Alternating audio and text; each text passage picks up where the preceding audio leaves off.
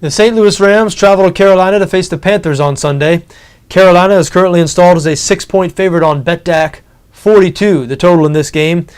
These two teams very similar. They both lost 3 games. They're both better on defense than they are on offense. Both coming off blowout wins on the road. The Rams beating the Houston Texans last week. Panthers beating the Minnesota Vikings. So this is a big game for both of these teams. Whoever wins this game will have some serious momentum as we head to the second half of the season. As we mentioned, the Panthers are installed as a 6-point favorite. I think the Panthers are generally regarded as a better team right now, despite the fact they've won 1 fewer game. And that has more to do with their losses, I think, than their wins. Now, the Panthers' wins have both been blowouts. They beat Minnesota by 25 last week, beat the New York Giants 38-0 a few weeks back. But their losses, they've been competitive in all 3 of their losses. I guess their worst loss of the season was to the Arizona Cardinals, but they were in that game well into the second half. The Rams, on the other hand, were blown out back-to-back weeks in weeks 3 and 4, and I think that is still affecting their image with the betting public. I think many people still think the Rams are one of the worst teams in the NFL, despite the fact they've won their last 2 games in a row. But you look at the Panthers a little closer. You look at what they've done this season.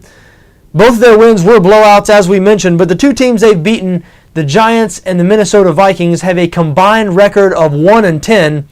And in Carolina's other 3 games, all losses, they've only averaged 12 points per game. The Panthers have struggled on offense this season, especially in the passing game, 27th in the NFL in pass yards per game. Seems like Cam Newton might have regressed as a passer over the last couple of seasons. Either that or defenses have figured him out, or the loss of offensive coordinator Rob Chudzinski was bigger than many people thought it would be. Most people thought Mike Shula, who is the Panthers' new offensive coordinator, most people thought the transition would be seamless because Shula had been the quarterback coach under Chudzinski, but hasn't really worked out that way. The Panthers have not been able to get anything going in the passing game this year. They're missing the explosive plays that were a staple of this offense 2 years ago. Now the Rams, they've allowed some yardage on defense, but very opportunistic. They make some big plays.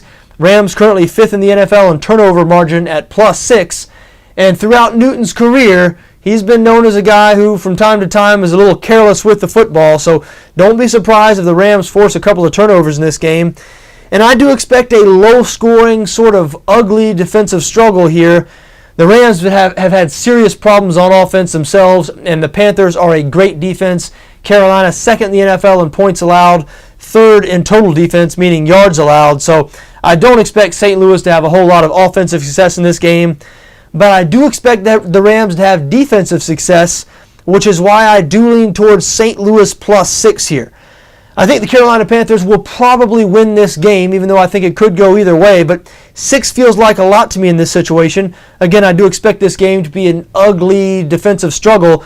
Only reason why I don't lean towards the under here is because we see a low total like 42, and I worry that defensive touchdowns or turnovers that could create short fields could become an issue in this game. The Rams, after all, have scored 3 defensive touchdowns in the last 2 weeks. So I believe my favorite bet here is St. Louis +6. Though this is not one of my favorite games of the week, I will not be including it in my best bets. But I think we're going to have a low-scoring, competitive game here. Expect the Rams to keep it close.